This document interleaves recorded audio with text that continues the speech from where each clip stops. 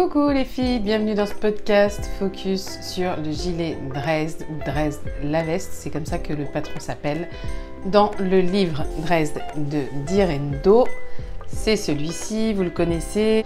Donc j'ai déjà sorti une vidéo focus sur le pantalon, sur le chemisier, sur la blouse et sur la jupe. Comment ai-je pu oublier la jupe? Donc je vais essayer dans la mesure du possible de faire un épisode focus sur chacun des patrons du livre.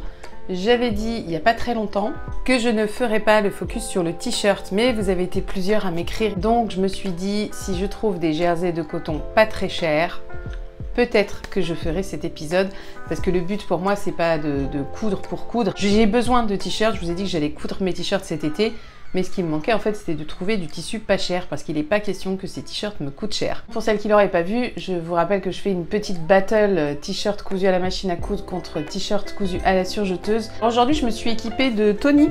Tony, c'est lui, c'est mon mannequin. C'est le nom que vous lui avez donné, en tout cas c'est le nom que je vous avais proposé de trouver par le biais d'un tirage au sort, et j'ai eu de la chance, c'est Tony qui est sorti. Tony, c'est le boy de Madame est servie en fait. Et moi, ça m'amusait beaucoup en fait que ça tombe là-dessus, parce que c'est une série que j'ai beaucoup suivie, beaucoup regardée. Il est temps quand même que je le mette un petit peu à l'honneur, ce mannequin. Bon, bah c'est parti, on attaque avec les détails sur le patron. Donc, je vais vous mettre le schéma technique. On nous propose deux versions. Une version longue, longueur cheville, donc très longue, et une version plus courte, longueur genou. Pour ce qui est du détail précis du patron, on nous dit qu'il s'agit d'une veste longue à emmanchure descendue avec des poches plaquées fermées avec une ceinture. Donc la version A, version B. Ce qui compte là pour choisir votre taille, c'est vraiment le tour de poitrine et peut-être le tour de hanche, même si je pense que le tour de poitrine suffit. Pour le livre Dresde, je vous rappelle que les patrons ils vont du 34 au 52. Les marges sont incluses. Sur ce patron-là, précisément, elles sont de 1,5 cm. Pour les tissus qui nous sont recommandés pour coudre cette veste, on nous dit des tissus chaîne et trame souple de poids très léger à moyen lourd. Donc on nous donne exemple lin, viscose, lyocell, soie ou laine. On nous dit une doublure pour les poches, du thermocollant fin pour la parmenture. Et en gros, selon votre taille et selon le modèle que vous choisirez, il vous faudra de 2,80 m à 3,80 m de tissu. Alors, les tissus qu'ils ont recommandés, moi je trouve qu'on peut très facilement en sortir. Évidemment, c'est ce que j'ai fait à plusieurs reprises. Alors celui que vous voyez là, je vais vous le rentrer dans le détail, c'est du wax. J'en ai fait un en laine, j'en ai fait un en velours très ras, mais je ne l'ai pas sous la main, il est dans ma cave. Et j'ai pas encore eu le courage d'aller mettre le nez dans ma cave pour faire remonter les fringues de printemps-été. Il va vraiment falloir que je m'en occupe, mais je vous mettrai des photos parce que j'avais à l'époque pas encore ma chaîne YouTube, mais j'avais déjà mon compte Instagram, donc j'avais mis quelques photos. Pour les difficultés de ce patron, je dirais qu'il n'y en a pas vraiment. C'est vraiment pas un patron compliqué, si ce n'est évidemment toujours la pose de cette parmenture là. Hein, vous avez une parmenture à incruster ici. Donc à part cette difficulté là, moi je n'en vois absolument pas. Donc je vais évidemment sortir des préconisations comme je fais d'habitude avec les patrons du livre Dresde, et je vais vous montrer tout ça dans le détail. C'est parti. Alors c'est un patron que j'ai très vite cousu sans trop savoir ce que ça allait donner. Alors ça, c'est une des premières versions que j'ai réalisées. Elle n'est pas pour moi, elle est pour mon fils, et je lui en ai fait deux identiques. Et j'en avais aussi fait une pour une amie, un peu le même genre de veste. C'était d'ailleurs ma première photo sur Instagram. Donc je vais vous mettre la photo de la première réalisation que j'ai faite en wax. J'étais tellement fan du wax, je découvrais ça, cette matière tellement agréable à coudre, pleine de peps, enfin bref, j'ai adoré cette matière. Mais à chaque fois, je l'ai cousue pour quelqu'un d'autre. Donc celle que je vous ai mise à l'image, je l'ai offerte. Celle-ci, c'est pour mon fils. Donc ça paraît surprenant, mais ça part vraiment du patron de Dresde la veste. Alors ce que j'ai fait, c'est que je l'ai tout simplement raccourci. Donc quand vous raccourcissez, vous raccourcissez bien donc votre devant et votre dos. Vous raccourcissez bien votre parmenture, c'est hyper important. Et surtout là, j'ai pas mis de poche parce que la veste, il la voulait courte. Il voulait la porter courte et ouverte, façon un peu surchemise, mais kimono. Voilà, c'était ça qu'il m'était demandé précisément. Donc les manches, j'ai rajouté des toutes petites manches. Donc c'est des manches qui, vous voyez, elles descendent très bas. Donc je pense que si on se fait une version courte, on peut se passer des manches. Là, elles sont vraiment, je dirais qu'il y a 15 cm de manches à tout casser. J'ai dû faire les trois versions de la même manière d'ailleurs. Donc ça, c'est très peu gourmand en tissu, sauf que comme mon fils voulait un ensemble, je lui ai fait un Bermuda Dresde qui va avec. Alors je vais essayer de vous mettre une photo de ce que donne le Bermuda. Donc je suis partie du pantalon tout simplement, et c'est vrai que j'aurais pu incruster ça dans ma vidéo Dresde, le pantalon, mais j'y ai pas pensé parce que je l'ai tourné en hiver tout simplement. Mais mon fils va reporter ses ensembles, même s'il m'a dit que maintenant il trouvait que la veste était un petit peu courte. Donc il est possible qu'il ne porte plus la veste, mais il va continuer à porter le Bermuda qui rend très bien, c'est hyper facile à coudre aussi, dans du wax c'est un régal, et c'est surtout d'après lui très agréable à porter. Donc celle-ci, je l'ai réalisée en taille 40, alors que pour moi elle est plutôt en 42, et mon fils aime porter des choses amples, le plus âgé aime porter du ample. J'aurais pu clairement lui faire du 38, mais non, il veut vraiment être hyper à l'aise dans ses fringues. Donc on a testé le 40 et c'est la taille qui lui convient. Je pense que cet été je vais en refaire, là je devrais en refaire une ou deux. Je ne sais pas si ça va être du wax la commande, on verra bien. J'ai les tissus déjà, je pense qu'on aura ce qu'il faut pour en faire. Je vais vous montrer la deuxième version. Donc voici la deuxième version de Dresde la veste en wax toujours, raccourci toujours, sans les poches, manches très courtes. Alors à l'époque je n'avais qu'une machine à coudre, donc je n'ai absolument rien surjeté, tout est surfilé à l'intérieur. Mais franchement, c'est très propre. Avec du wax, c'est vraiment assez facile d'avoir des finitions propres. Il suffit surtout de respecter bien les étapes de repassage. Donc, j'ai pas forcément de conseils à vous donner pour ça, si ce n'est vraiment toujours de penser à la parmenture qu'il faut allonger ou réduire. Et puis, vérifier que vous avez bien la longueur de tissu. Parce que moi, avec les versions wax, alors c'est pas sur celle-ci, c'était sur celle d'avant, j'avais pas assez de longueur en fait sur la parmenture pour faire toute la longueur, parce que ça, c'est la pièce de parmenture qui descend là, vous la découpez 4 fois. Donc c'est quand même très long comme pièce, surtout si vous faites une version plus longue. Mais bon, 4 fois ça mange quand même pas mal de tissu. Donc même avec une version courte, il vous faudra quand même un petit peu de longueur de tissu.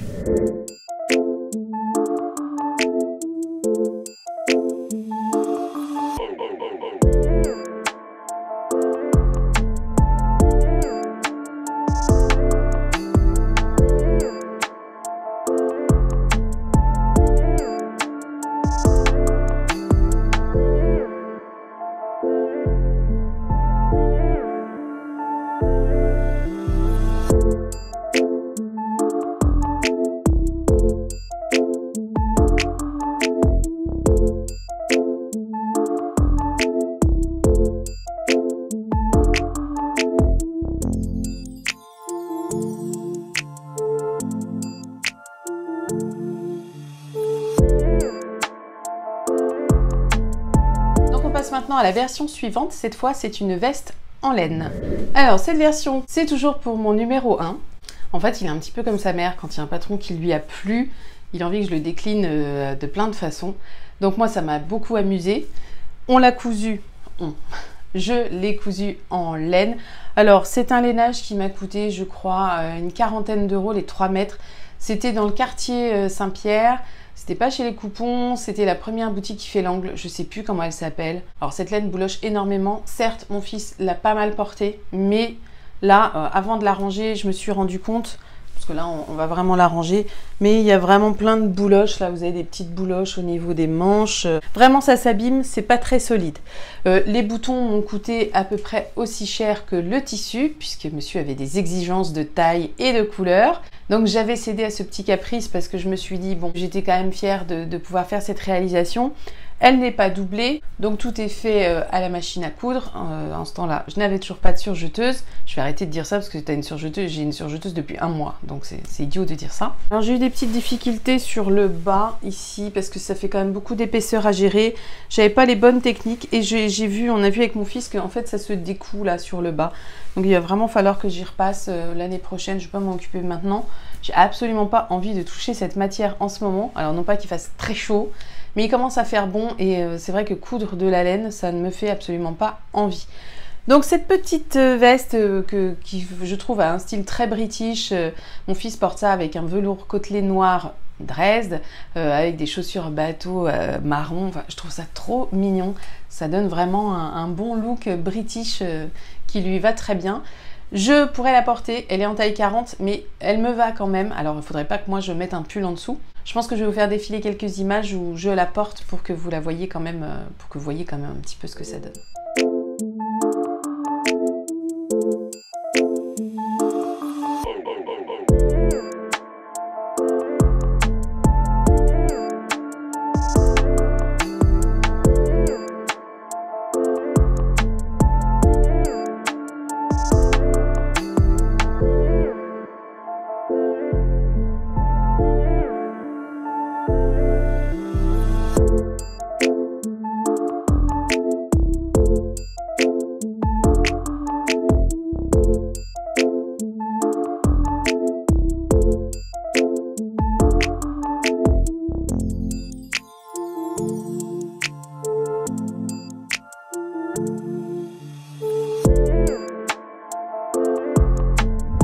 Alors cette version, en fait j'aurais pu commencer par celle-ci parce que c'est la première que j'ai cousue. Je pensais m'en faire un gilet, un beau gilet, mais le tissu franchement, c'est un truc un peu gaufré, c'est vraiment une cochonnerie ce tissu. Alors je vais vous montrer, pour vous montrer à quel point c'est une cochonnerie. Je vais peut-être faire un petit zoom. Donc c'est un tissu qui est quand même pas de très belle qualité au final. C'est du polyester à l'intérieur, donc ça tire même pas chaud. C'est clairement le gilet que je porte le plus chez moi. Pourtant, c'est vraiment mon gilet de traîne. Voilà, c'est le gilet pratique. C'est limite le peignoir, mais ça reste un gilet, donc je peux vraiment le mettre sur des fringues et quand même avoir l'air habillé. Vous voyez, c'est ça le truc. Donc celui-ci, je fais les manches longues de la version. J'ai fait une version plus longue que la veste en laine et que les modèles en wax, mais j'ai fait aussi une version plus courte que celle qui est préconisée, puisque la plus courte des versions, on vous dit, c'est genou. Bon, on peut clairement raccourcir, donc toujours on pense bien à la parmenture. Cette fois, j'ai mis des poches que j'ai doublées avec un espèce de satin, un truc comme ça, parce que je pensais vraiment que j'allais mettre ce gilet pour autre chose que pour traîner chez moi. Sinon, j'aurais vraiment pas eu besoin de les doubler, mais bon, au moins elles se tiennent. Donc ce n'est ni une laine ni un jersey, mais le tissu reste quand même extensible et confortable. C'est quelque chose, une matière dans laquelle on se sent bien quand même.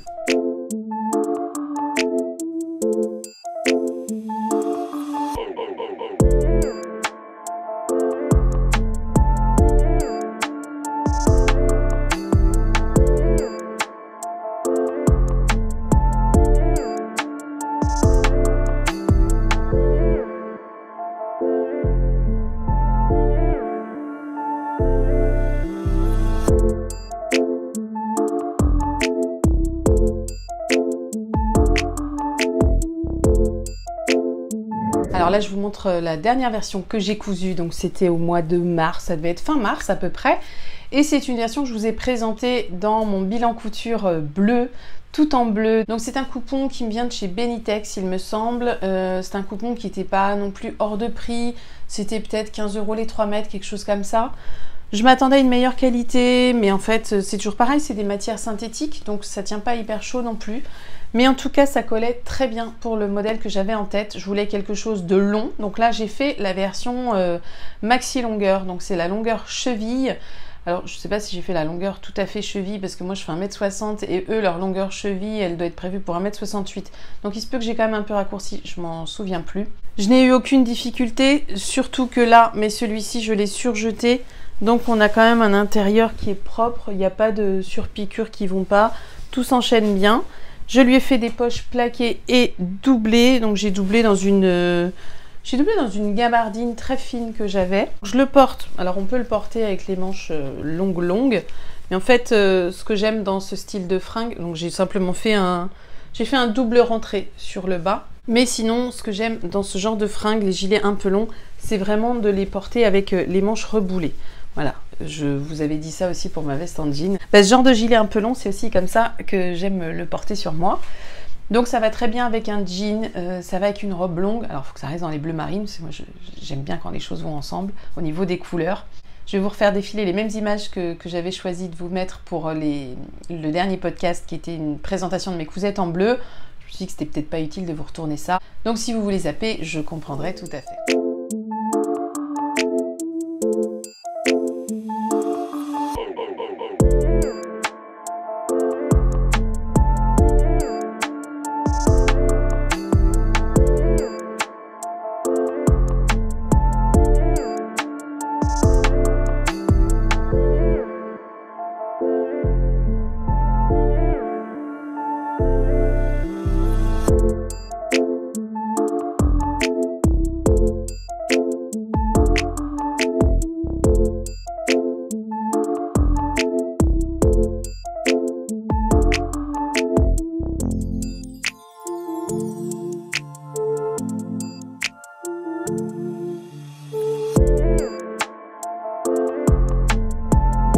Et la dernière cousette que je vais vous présenter, je ne l'ai pas sous la main, donc c'est celle que j'ai eu la flemme d'aller chercher dans ma cave, parce que j'ai beaucoup de fringues dans ma cave et je sais que celle-ci, ça fait longtemps que je l'ai rangée, donc depuis, ils se sont accumulés plein de sacs.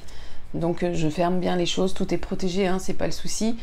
Mais dans ma cave, il n'y a pas de lumière. Il faut que j'y aille avec une lampe de poche. J'ai plus de lampe de poche en ce moment. Donc, je suis obligée d'y aller avec la lampe du téléphone. Mais ça ne suffit pas pour trouver tout ce qu'on veut.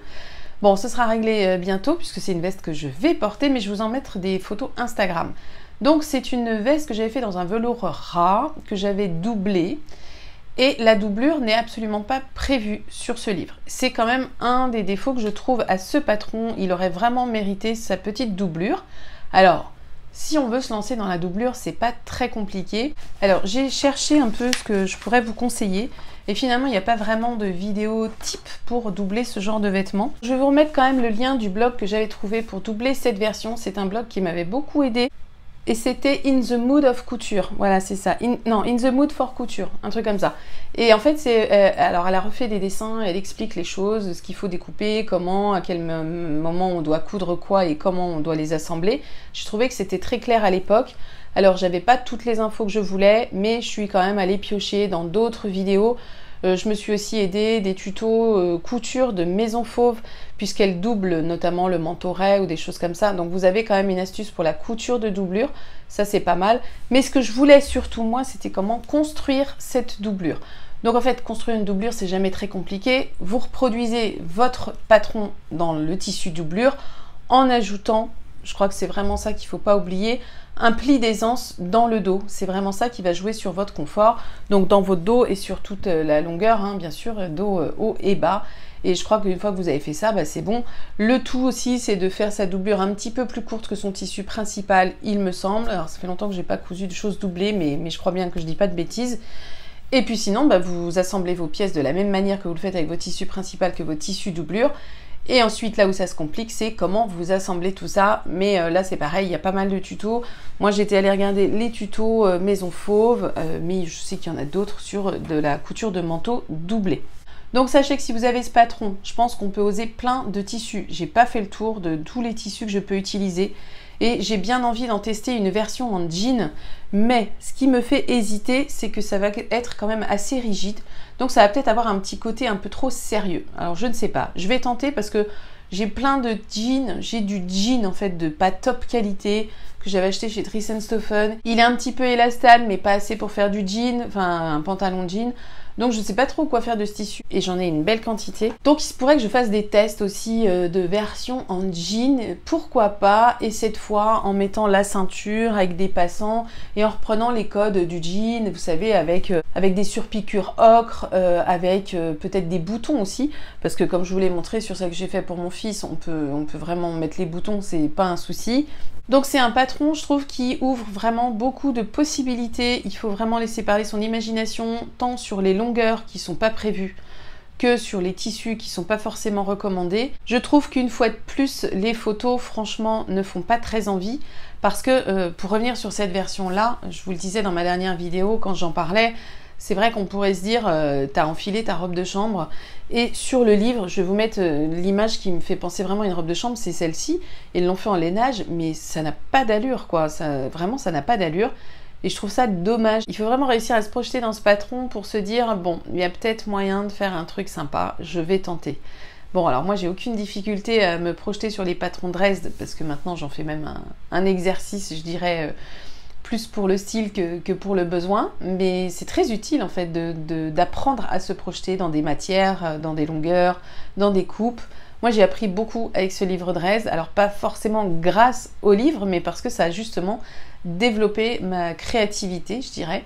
Je ne me lance pas de fleurs, ça l'a développée. J'ai pas dit à quel stade elle en était. Elle en était au stade 0, donc ça c'est stade 0. Et maintenant, elle est peut-être un peu au stade là, vous voyez.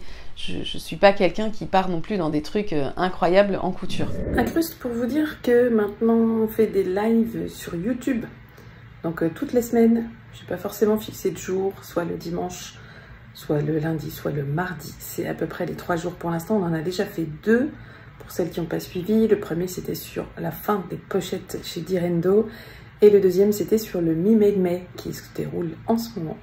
Je vous mettrai les liens en dessous. Bah écoutez, c'est très sympa. On se retrouve à 20h30 et on peut discuter de plein de trucs avec une thématique en particulier. Et je trouve ça plutôt chouette. Donc plus on est nombreuses, mieux c'est. Donc au cas où, vous saurez que ça existe. Bon, j'espère que ça vous a plu. Je ne sais pas si ça vous a donné envie de coudre des vestes, des gilets, des manteaux. En tout cas, cette version du gilet ou de la veste, on peut la faire pour cet été. Il vous conseille du lin, mais carrément, ça marche hyper bien, j'en suis sûre. Enfin bref, il y a vraiment plein de modèles à tester.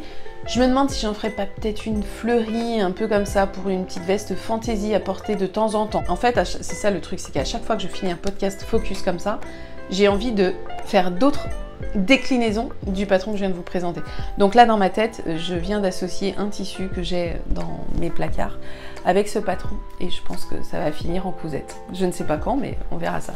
Je vous remercie à chaque fois d'être quelques-unes à suivre cette aventure. Je dis quelques-unes, je le dis, vous êtes à peu près 3000, 3500 à être vraiment fidèles à chaque fois, à chaque rendez-vous, que vous ayez ou non le livre. Et je trouve ça tellement chouette de savoir que cette vidéo, je la fais pour vous. Ça me fait vachement plaisir. Je vous remercie donc de me laisser un petit commentaire en trace de votre passage, un petit pouce en l'air, ça fait pas de mal. Si vous n'êtes pas abonné, profitez-en, c'est le moment. Il y aura d'autres vidéos focus sur le reste des patrons Dresde. La prochaine vidéo, ça va, je pense, être un bilan couture et cette fois, c'est un bilan couture tout en couleur et non pas du bleu exclusivement. Je vous souhaite de profiter, d'avoir du temps pour coudre si vous avez envie de coudre et du temps pour plein d'autres choses si vous avez envie de faire plein d'autres choses. Je vous dis à très bientôt, passez un excellent week-end les filles, ciao!